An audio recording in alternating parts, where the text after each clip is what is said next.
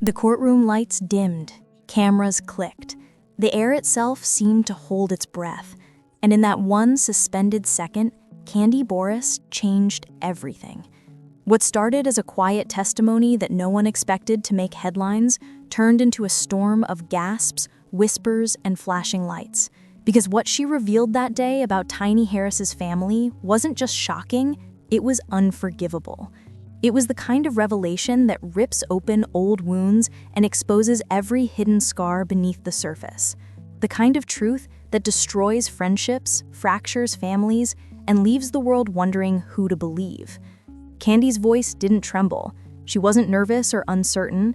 When she finally spoke, the words came out cold, deliberate, and sharp enough to cut through the thick silence. "This," she said, her tone low but unwavering, "is the truth they didn't want out." For a moment, no one dared to breathe. Even the judge leaned forward, his gavel resting motionless in his hand. Everyone in that room knew, when Kandi Burruss spoke, she never came empty-handed. She brought evidence, she brought receipts, and she brought stories that people had spent years trying to bury. That day, she laid it all out. Hidden recordings, private messages, secrets wrapped in loyalty and silence. One by one, she pulled them into the light. It wasn't just testimony, it was a reckoning. The sound of hearts breaking was almost audible. Friendships shattered, loyalties burned, and as Tiny Harris sat there, her eyes wide with disbelief, it became painfully clear that this wasn't about revenge or fame or some petty feud. This was personal. But the real question that echoed through every corner of that courtroom wasn't what Kandi revealed. It was why she chose to reveal it now. Was this justice? Or was it revenge dressed in righteousness? Because once those secrets hit the internet, nothing, not fame, not family, not forgiveness, would ever be the same again. And as the cameras rolled and the public watched in disbelief, one thing was certain. What happened in that courtroom was only the beginning. The atmosphere that morning was so heavy you could taste the tension in the air. The gallery was packed, journalists, photographers, onlookers all waiting for a headline. Cameras lined the back wall like an army of eyes, and the hum of anticipation filled every inch of the room. People weren't just waiting for testimony, they were waiting for history. Then, without warning, the double doors opened with a low creak, and Kandi Burruss walked in. She didn't rush, she didn't smile. Her face was unreadable, her eyes sharp and cold, carrying the calm of someone who had already made up her mind to burn everything down. Every head turned. Tiny Harris, seated near the front, shifted uncomfortably, her hands clenched so tightly in her lap that her nails dug into her palms. She wasn't ready for this. No one was. Kandi took the stand with quiet confidence, her posture perfect, her expression still. For several long seconds, she didn't speak. She simply looked at Tiny, then at the judge, and finally at the row of reporters whose pens hovered in midair, ready to immortalize every word. When she finally opened her mouth, her voice was steady. "Your Honor," she began, "I was asked to share something today that I've kept to myself for a very long time. It's about the Harris family." Those words lingered in the air like smoke, thick and suffocating. The entire courtroom seemed to freeze. You could hear the faint scratching of pens against paper, the clicking of camera shutters, and the shallow breaths of everyone who knew that something irreversible was about to happen. Tiny's lawyer immediately jumped to his feet. "Your Honor, this is a personal matter," he said, trying to sound composed though his voice trembled slightly. "It has no relevance to this case." But Kandi didn't flinch. She didn't wait for permission. Instead, she reached into her bag and pulled out a small flash drive. Holding it up for everyone to see, she said simply, "This is proof." The judge frowned, but gave a subtle nod. The clerk took the drive, inserted it, and pressed play. The speakers crackled to life, first static, then a voice, low, familiar, and deliberate. It was Tiny's husband, Clifford T.I. Harris. His tone was careful, his words measured. "They don't need to know everything," he said. "Not yet. We handle it quietly." There was a pause, then another voice, a woman, But it wasn't Tiny. "You think Kandi's going to keep her mouth shut?" T.I. hesitated. "She will," he said, after a beat. "She's got as much to lose as I do." That was the moment everything exploded. Gasps echoed through the courtroom like a wave. Tiny's face drained of color. Her eyes darted toward her husband, who sat frozen, his jaw tight, his hands clasped so firmly that his knuckles turned white. He didn't look at her. He didn't look at Kandi either. He stared straight ahead, expressionless, like a man trying to keep from crumbling. Kandi didn't move. She didn't even blink. The look on Tiny's face told her everything she needed to know. Tears welled in Tiny's eyes, though she tried not to let them fall. The judge slammed his gavel, calling for order, but the room was already chaos. The truth, or something dangerously close to it, had been unleashed, and there was no putting it back. When the noise finally died down, Kandi spoke again.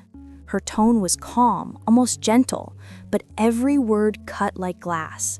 "I didn't want to do this," she said, "but I've been protecting people who would never do the same for me." Her eyes met Tiny's, "and I'm done staying quiet." Outside the courtroom, the world was already reacting. Headlines spread like wildfire. Kandi Burruss drops bombshell in court, exposes Harris family secrets. Within minutes, clips of the courtroom leaked online. Viewers saw Tiny breaking down in tears, her hands trembling as she tried to compose herself, while Kandi sat motionless, staring straight ahead with the expression of someone who had already accepted the fallout. Comment sections became battlefields. Some called Kandi a hero, a truth-teller unafraid to expose corruption and deceit. Others called her a snake, a traitor who had turned on her own. But everyone agreed this was bigger than anyone could have imagined. Meanwhile, inside the courtroom, Tiny couldn't move. Every sound seemed distant.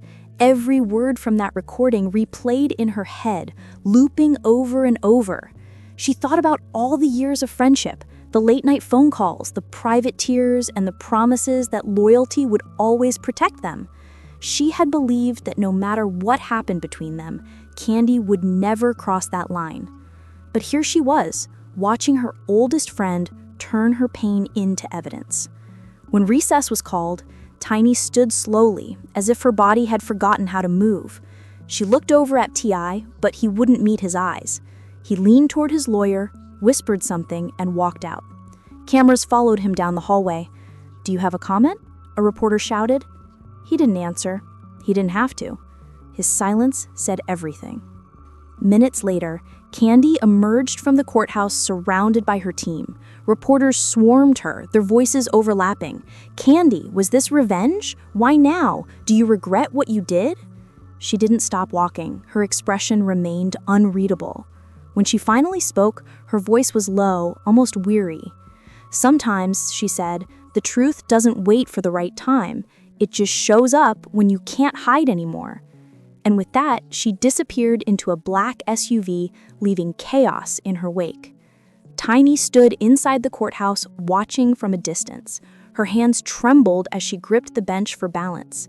Her world, once private and controlled, had been ripped open for millions to dissect. Every whisper, every rumor, every moment of doubt, now public property. The faces around her blurred, the noise turned hollow.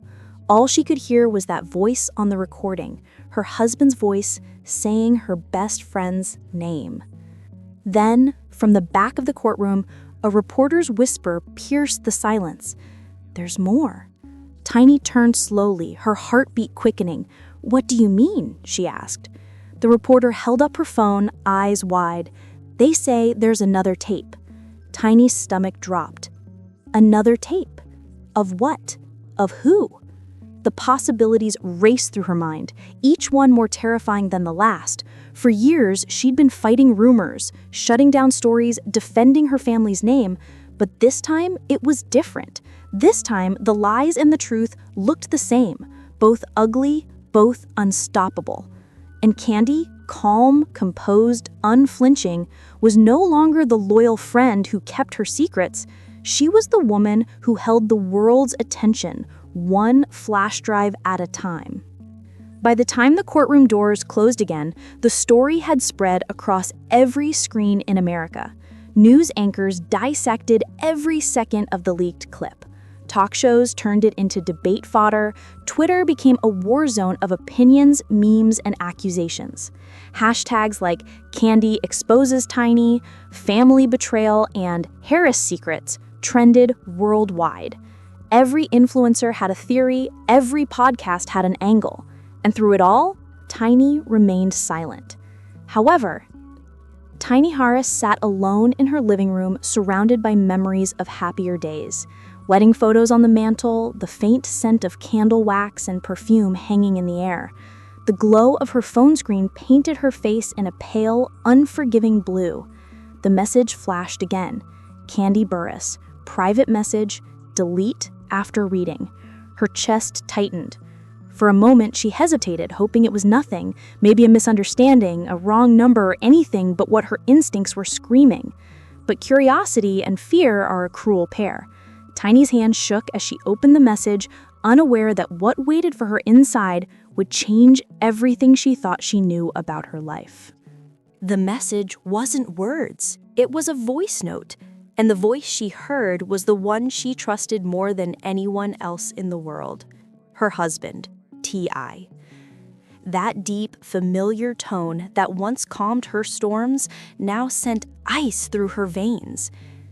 Baby, Tiny sleeping. I miss you. Tomorrow night, room 804. The words hung heavy in the air. The silence afterward was deafening. It took just one line, one careless whisper to shatter years of marriage. Tiny's breath caught in her throat as her heart cracked in ways words could never describe. Her mind flooded with denial, memories, and anger all at once. It couldn't be real, but she knew it was. In that moment, the woman who had stood beside a man through every scandal, every rumor, and every betrayal by the public, realized she was living one inside her own home. She unlocked his tablet, desperate for answers, terrified of what she might find. File after file, message after message, her trembling fingers uncovered a digital graveyard of betrayal. Another recording played. That same familiar voice that once told her forever, now whispering to another woman, "You were always my real love, Kandi, not Tiny." Each word sliced deeper. Every syllable peeled away the illusion she'd been clinging to. Then came the video, a grainy security clip from a hotel lobby. T.I. and Kandi, hand in hand, smiling like two teenagers sneaking away from the world. The elevator doors closed behind them, sealing 7 years of lies inside that small mirrored box. Tiny stared at the screen, her face pale, her heart heavy, realizing that the life she'd built had been collapsing in slow motion for years. The final recording was a dagger. Kandi's voice, soft, sharp, and cold, saying, "Tiny will never know. You only kept her for the kids." The world seemed to stop spinning. And in that hollow silence, something inside Tiny shattered forever. For years, Tiny had been silent. Through rumors, through whispers, through endless nights pretending not to hear the world's gossip. But that night, something in her changed. The pain burned through the heartbreak. The tears turned to fire. She picked up her phone, hit go live, and for the first time, the world saw her not as a celebrity, not as T.I.'s wife, but as a woman broken and brave enough to speak her truth. Her voice shook, her hands trembled, but her will was unbreakable. "My marriage was a lie," she said, her tears glistening under the glow of the screen. "My friendship is dead. They destroyed me." Within seconds, the internet erupted. Millions joined the live. Screenshots flashed, audio clips leaked, and in the chaos of heartbreak and truth, Tiny Harris exposed everything. The hashtags exploded across every platform. Hashtag Tiny exposed T.I., hashtag Kandi ruined it all, hashtag DNA bombshell, and in just minutes, the story spread beyond control. But Tiny wasn't done. Her voice steadied. Her hands lifted a folded piece of paper, a DNA report. Her words came slowly, trembling but resolute. "My daughter's father," she said softly, "might not be T.I." Then she ended the live. The screen went black. And for the first time that night, the entire world stopped breathing. Within minutes, the digital world ignited. Gossip blogs crashed from traffic. News anchors interrupted broadcasts. Podcasters and influencers rushed to go live. The same headline flooded every feed. T.I. and Kandi exposed. Tiny's breakdown. DNA shocker. The streets outside their Atlanta mansion filled with cameras and chaos. Reporters shouted into microphones. Drones hovered above the gates. Inside, phones rang nonstop. Lawyers shouted orders.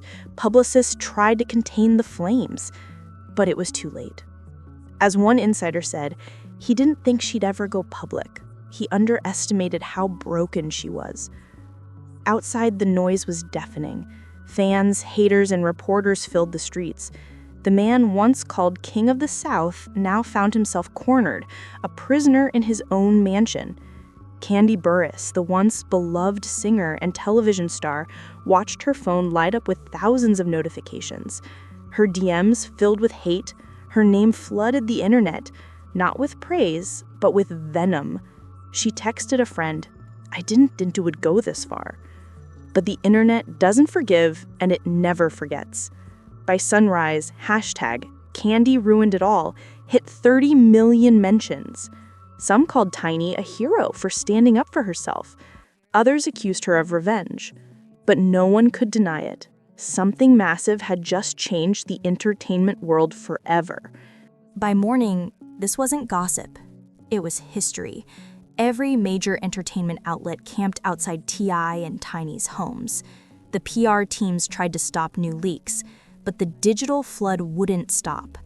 At 7 a.m., a hacker account dropped a new clip, blurry footage from a recording studio. T.I. and Kandi laughing, touching, whispering. It hit 10 million views in an hour. Tiny stayed silent, her silence now louder than any words. Then, another leak dropped. This time, it was an audio file. Unmistakably, T.I.'s voice saying, "You know she'll never be you, Kandi, but she'll never leave either." It wasn't just infidelity anymore. It was emotional manipulation. It was control. And by noon, Atlanta was on fire. Protesters gathered, reporters shouted, crowds chanted outside the mansion's gates. "Liar, coward, she trusted you." T.I. tried to face the cameras, but when he stepped outside, the flashbulbs blinded him, and the crowd drowned out his words. The king had fallen, and there was no redemption in sight. Later that afternoon, Tiny's team posted a 10-second teaser video. No words, just a close-up of a DNA envelope resting on a table. The caption read simply, "Tonight." Within seconds, the post went viral. Reaction videos filled with YouTube, Instagram lives filled with countdowns, even celebrities began posting cryptic messages. The world waited. Every eye turned to Tiny Harris, and at 8:37 p.m., she appeared again, live, unfiltered, unapologetic. The room was dim, her expression calm, her hands steady, but her eyes burned with rage and heartbreak. She looked into the camera and said softly, "I've been quiet, but tonight, you're going to hear everything." She lifted the envelope. The chat exploded with millions of hearts, shocked emojis, and comments racing faster than the stream could process. She opened the report. Her eyes scanned the words. Her face changed, not just sadness, but devastation. He is not the father. For a heartbeat, the world froze. Then came the explosion. Comments flooded in. Newscasters interrupted live broadcasts. Headlines blinked across every screen. No way. He lied for years. This can't be real. Tiny's voice cracked, tears cutting through her anger. He lied to me. He lied to our daughter. He lied to the world. Outside, pandemonium. Reporters screamed. Fans wept. And inside his home, T.I. sat in silence, staring at a truth he could no longer hide from. Kandi Burruss's world imploded. Her team scrambled to delete everything, but the screenshots, the voice notes, the videos, they were everywhere. A leaked quote from her camp made things worse. She never thought Tiny would go this far. The internet was merciless. Memes flooded social media, late-night hosts made jokes. What had once been love had turned into the biggest scandal of the decade. But Tiny wasn't finished. Her voice grew stronger as she spoke. She said, "They took everything from me, but now they face me in daylight." Behind her, a second screen flickered to life. Folders labeled audio, photos, messages. One by one, she opened them. Hotel bookings, private conversations, recordings of laughter and deceit. Each file a nail in the coffin of an empire, every image another fracture in the illusion the public once adored. The internet watched as years of secrets crumbled before their eyes. News anchors called it the most explosive celebrity revelation of the year. Others called it the fall of a dynasty. And in many ways it was. The Harris Empire, once built on power and loyalty, had turned to dust overnight. Celebrities reacted instantly. Rappers posted cryptic tweets, singers unfollowed Kandi, influencers recorded emotional reactions. Within hours, T.I., once the king of Atlanta, became the villain of his own story. Then came the final blow. Tiny played one last recording, T.I.'s voice, slurred and tired, saying, "I never loved her the way I loved you, Kandi. I just needed her." The live stream chat exploded with disbelief. Millions watched as his own words buried him. Tiny looked straight into the camera, tears gone, her voice calm. "You broke me, but you'll never silence me again." And then, with one steady hand, she ended the stream. The screen went black, but her last words echoed across the world. "You can cheat on a woman, but you can't hide from the truth." Inside those four walls, the people at the center of it all sat in heavy silence. Tiny's lawyer leaned close, whispering urgently, but she barely heard him. Her mind replayed every moment, every phrase from that recording.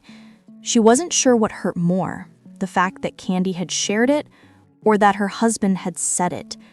As the cameras continued to flash outside, the courtroom lights flickered, and for the first time, Tiny looked less like a celebrity and more like a woman whose world had just been turned inside out. In the days that followed, more fragments of the story surfaced. Alleged texts, voice notes, anonymous statements, some real, some fake, but all adding fuel to the fire. The public couldn't get enough, and every hour brought a new twist. But behind the screens and headlines, three people, Kandi, Tiny, and T.I., were left picking through the wreckage of trust, truth, and betrayal. No one knew what to believe anymore. And maybe that was the point. Because in the end, it wasn't just about who lied or who told the truth. It was about who controlled the narrative. Was Kandi a whistleblower?